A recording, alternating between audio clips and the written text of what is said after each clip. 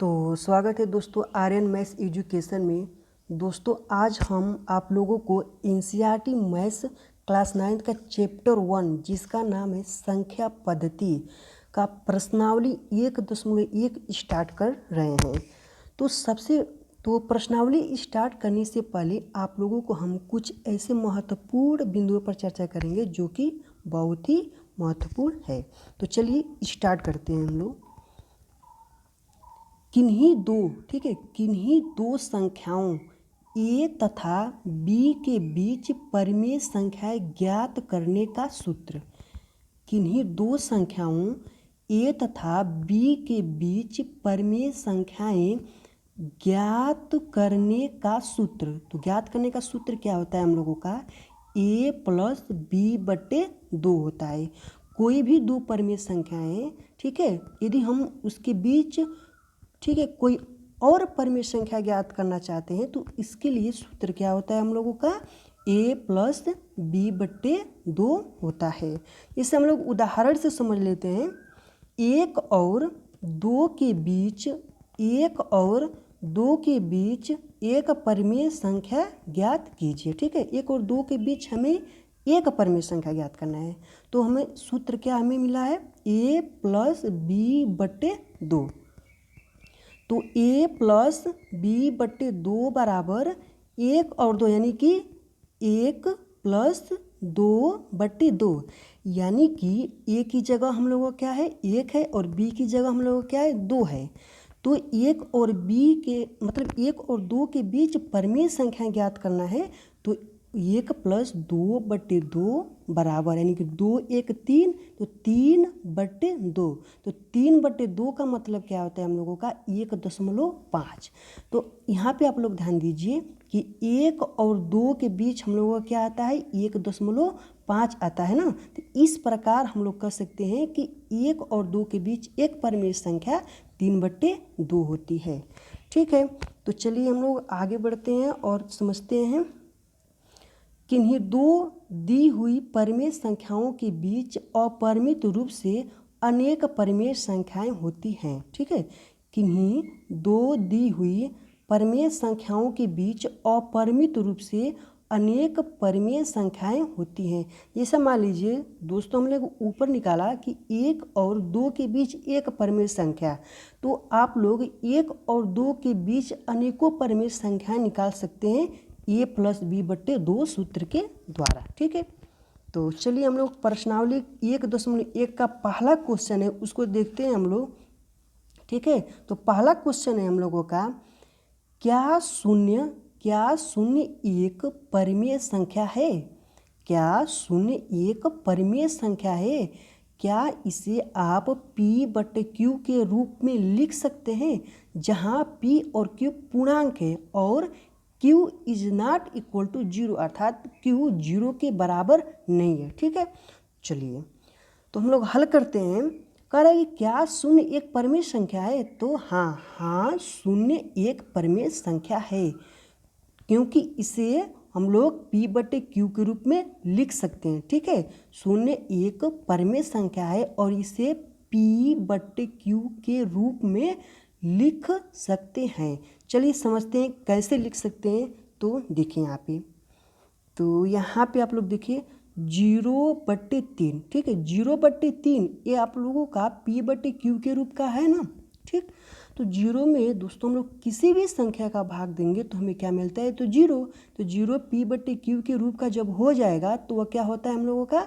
परिमेय संख्या होती है। इसी प्रकार 0/2 किसके बराबर है? p/q के रूप का है। तो इस प्रकार हम लोग 0 में किसी भी संख्या का भाग देंगे तो वह मतलब 0 ही होगा और p/q के रूप का होगा।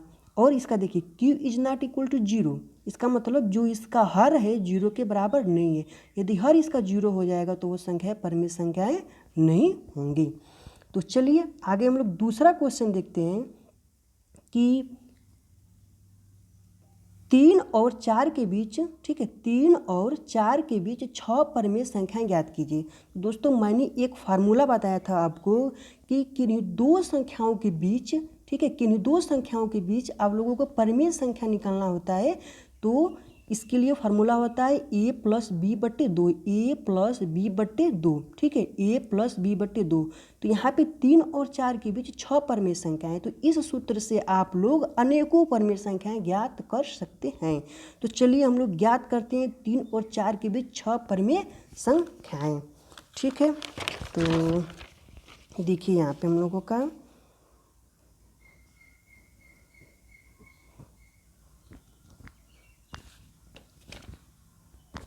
ठीक है, देखते हैं हम लोग। देखिए यहाँ पे 3 और 4 के बीच ना, तो देखिए फार्मूला हम लोग कौन सा लगाएंगे, a प्लस बी बट्टे 2, a प्लस बी बट्टे 2। ए की जगह हम लोग क्या है 3 है ना, और बी की जगह हम लोग क्या है 4 है, तो 3 प्लस 4 बट्टे 2, यानी कि 3 और 4 के बीच जो हम लोगों का पहली परमेय संख्या निकलेगी a प्लस बी बट्टे 2 के सूत्र से वो होगा क्या 7 बट्टे 2। तो दोस्तों हम लोगों की पहली परमेय संख्या क्या हो जाएगी 7 बट्टे 2। तो 7 बट्टे 2 को यानी कि 7 में हम लोग जब 2 का भाग देंगे तो क्या निकलेगा हम लोगों का 3.5 आएगा ना। तो इसका मतलब क्या होता है कि 3 और 4 के बीच 7 बट्टे 2 आ जाएगा, यानी कि 3 और 4 के बीच 7 बट्टे 2 यानी कि एक परमेय संख्या हो जाएगी। उसके बाद देखिए हम लोगों का 3 और 4 के बीच 6 परमेय संख्या निकालनी है ना, तो देखिए a प्लस बी बट्टे 2 सूत्र से हम लोग निकालेंगे। देखिए 3 और 7 बट्टे 2 के बीच, देखिए हम लोगों का 3 और 4 के बीच 7 बट्टे 2 आया है ना, तो 3 और 7 बट्टे 2 के बीच हम लोग परमेय संख्या निकालेंगे। तो 3 और 7 बट्टे 2 के बीच, तो a प्लस बी बट्टे 2 फार्मूला क्या होता है हम लोगों का a प्लस बी बट्टे 2 होता है, ठीक है, a प्लस बी बट्टे 2 होता है। तो ये a की जगह क्या है हम लोगों का 3 है, प्लस b की जगह क्या है हम लोगों का 7 बट्टे 2 है। तो 3 प्लस 7 बट्टे 2 और बट्टे 2 है ना, तो बट्टे 2। तो सबसे पहले इसको हल करते हैं हम लोग। 3 का यानी कि 2 का गुणा 3 में होगा तो 3 दूनी 6 हो जाएगा, अब प्लस 7, ठीक है, 6 प्लस 7 बट्टे, यहाँ पे देखिए यहाँ पे 2 बट्टे 2 होगा, ये वाला 2 क्या हो जाएगा ऊपर यानी कि इसी में गुणा हो जाएगा, तो क्या हो जाएगा हम लोगों का 2 गुणे 2 हो जाएगा। तो 7 6 क्या हो जाएगा हम लोगों का 13 बट्टे 4। तो इस प्रकार हम 13 बट्टे यानी कि 13 में 4 का भाग देंगे तो क्या आएगा हम लोगों का 3.25 आएगा, ठीक है। उसके बाद देखिए यहाँ पे हम लोगों का एक परमेय संख्या क्या निकली है 7 बट्टे 2, और यहाँ पे क्या निकली है 13 बट्टे 4। अब इसके बीच निकाल लीजिए, तो या फिर 7 बट्टे 2 और 4 के बीच निकाल लीजिए। ये जो सभी परमेय संख्या निकल रही हैं, और ठीक है 3 और 4 के बीच परमेय संख्याएं निकल रही हैं। तो देखिए 7 बट्टे 2 और 4 के बीच, ठीक है, 7 बट्टे 2 और 4 के बीच, तो 7 बट्टे 2 प्लस 4 बट्टे 2 बराबर 7 प्लस 2 चौके 8 बट्टे, ठीक है, नीचे हम लोग क्या हो जाएगा 2 गुणे 2 आएगा ना, तो क्या हो जाएगा 4। तो 8 7 क्या हो जाएगा हम लोगों का 15 बट्टे 4, 15 में 4 का भाग देंगे तो 3.75, जो कि 3 और 4 के बीच में आ रहा है। तो हम लोग देखिए चौथा है 3 और 13 बट्टे 4 के बीच, ठीक है, इसमें से कोई भी संख्या ले लीजिए, 13 बट्टे 4 ले लीजिए, 15 बट्टे 4 ले लीजिए, ठीक है। तो 3 और 13 बट्टे 4 के बीच, तो हम लोगों का क्या हो जाएगा a प्लस बी बट्टे 2, तो 3 प्लस 13 बट्टे 4 बट्टे 2 बराबर क्या हो जाएगा हम लोगों का 4 3 12 प्लस 13 बट्टे 4 गुणे 2, ठीक है, बराबर इसको जोड़ेंगे तो हम लोग क्या हो जाएगा 25 बट्टे 8, और 25 में 8 का भाग देंगे तो हम लोगों का क्या हो जाएगा 3.125, जो कि 3 और 4 के बीच में आएगा। तो हम लोगों का देखिए अगला है, अब देखिए यहाँ पे 13 बट्टे 4 है और 4 के बीच निकाल लीजिए, 13 बट्टे 4 और 4 के बीच परमेय संख्या, तो 13 बट्टे 4 प्लस 4 बट्टे 2, यानी कि a प्लस बी बट्टे 2 बराबर 13 प्लस 16 बट्टे 8 बराबर, इसको जोड़ेंगे तो क्या हो जाएगा 6 3 9 और 1 1 2 29 बट्टे 8, भाग देंगे तो 3.625 आएगा, जो कि 3 और 4 के बीच में है, ठीक है। उसके बाद हम लोगों का अगला है 3 और 15 बट्टे 4 के बीच परमेय संख्या निकाल लेंगे हम लोग। तो 3 प्लस 15/4/2 बराबर 4 3 12, 12 + 15/4 का गुणा 2 में कराएंगे तो क्या हो जाएगा 8, तो 27/8 हो गया हम लोगों का। ठीक है, तो देखिए इस प्रकार हम लोगों का क्या निकला, 3 और 4 के बीच 6 परिमेय संख्याएं निकली हैं। तो इस प्रकार 3 और 4 के बीच 6 परिमेय संख्याएं इस प्रकार हैं। यानी कि देखिए सबसे पहले हम लोग क्या निकाले हैं, 7/2, 13/4, 15/4, 25/8, 29/8, 27/8। ठीक है, ये सब क्या है, 3 और 4 के बीच 6 परिमेय संख्याएं हैं। तो और देखिए सबके लिए सूत्र कौन सा प्रयोग हो रहा था, a + b/2। ठीक है, यहाँ पे देखिए 3 और 4 के बीच आप 6 के अलावा अनेकों परिमेय संख्याएं निकाल सकते हैं। आगे हम लोगों का कि 3/5 और 4/5 के बीच 5 परिमेय संख्याएं ज्ञात कीजिए। ठीक है, तो इसके लिए सूत्र हम लोग कौन सा प्रयोग करेंगे, देखिए यहाँ पे 3/5 और 4/5 यानी कि a + b/2 का फार्मूला यूज करेंगे। तो a की जगह क्या है हम लोगों का 3/5 है और b की जगह हम लोगों का क्या है 4/5 है।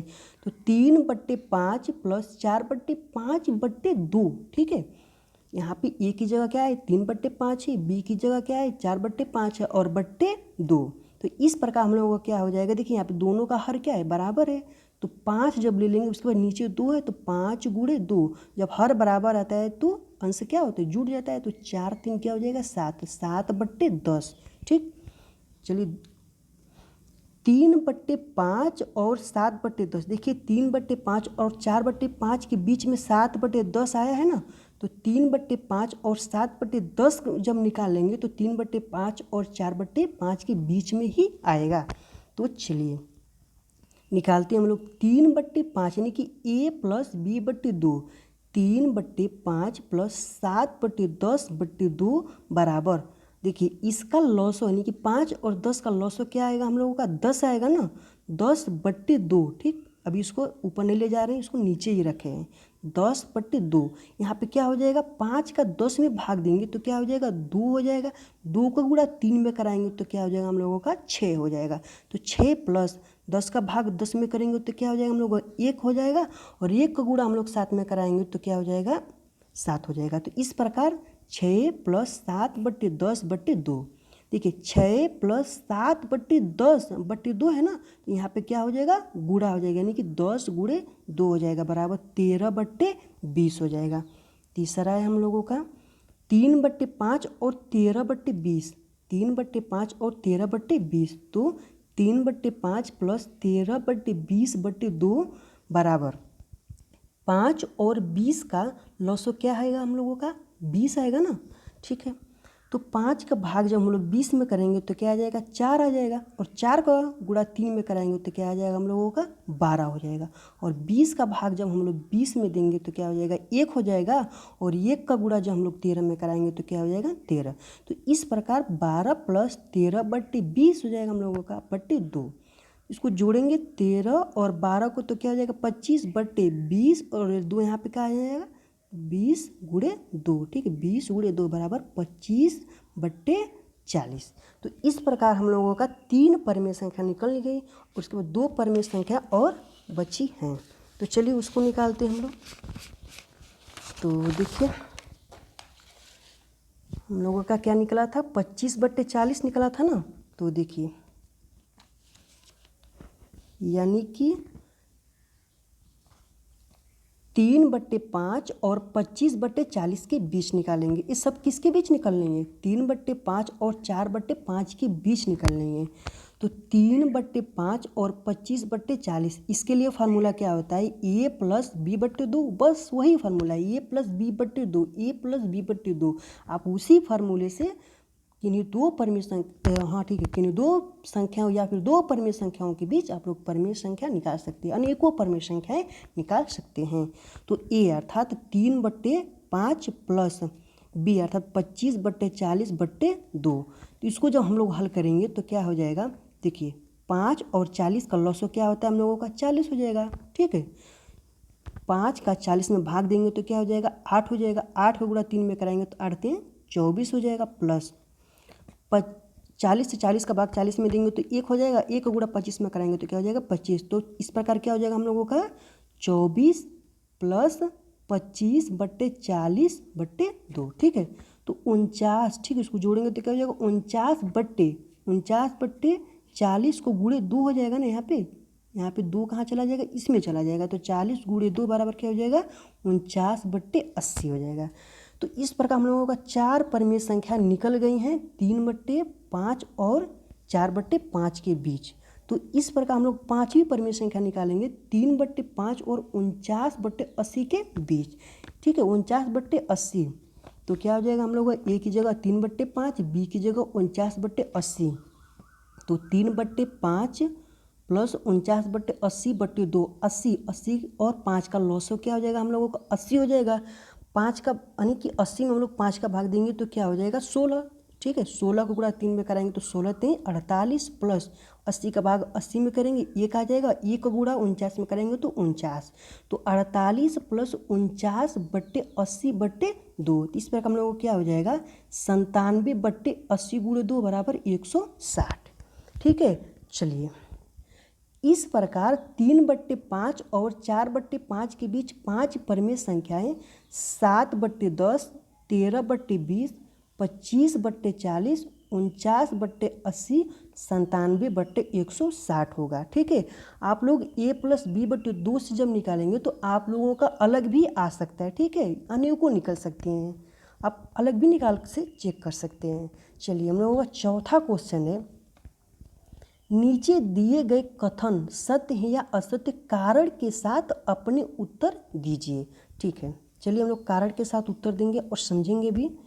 प्रत्येक प्राकृत संख्या एक पूर्ण संख्या होती है। पूछ रहा है कि प्रत्येक प्राकृत संख्या एक पूर्ण संख्या होती है तो सत्य, ठीक है। हम लोग क्या होगा सत्य। देखिए यहाँ पे समझते हैं हम लोग, क्योंकि पूर्ण संख्याओं में प्राकृत संख्याओं का संग्रह होता है, ठीक है। कह रहा है कि प्रत्येक प्राकृत संख्या एक पूर्ण संख्या होती है, हाँ सत्य है, क्योंकि पूर्ण संख्याओं में प्राकृत संख्याओं का संग्रह होता है। कैसे होता है समझिए यहाँ पे, देखिए यहाँ पे जैसे पूर्ण संख्या, तो पूर्ण संख्या क्या होती है 0 1 2 3 4 5 6, ठीक है। ये सब क्या है पूर्ण संख्या है, ठीक। और प्राकृत संख्या गिनती की संख्या 1 2 3 4 5 6 7। 0 को जब हम लोग ढक लेंगे तो यहाँ पे क्या बचेगा 1 2 3 4 5 बचेगा ना। यानी कि पूर्ण संख्याओं में जो पूर्ण संख्या है, पूर्ण संख्याओं में 0 को ढकने पर प्राकृत संख्या समाहित हो जा रही है ना। तो इस प्रकार हम लोगों का पहला का क्या होगा सत्य होगा, प्रत्येक प्राकृतिक संख्या एक पूर्ण संख्या होती है।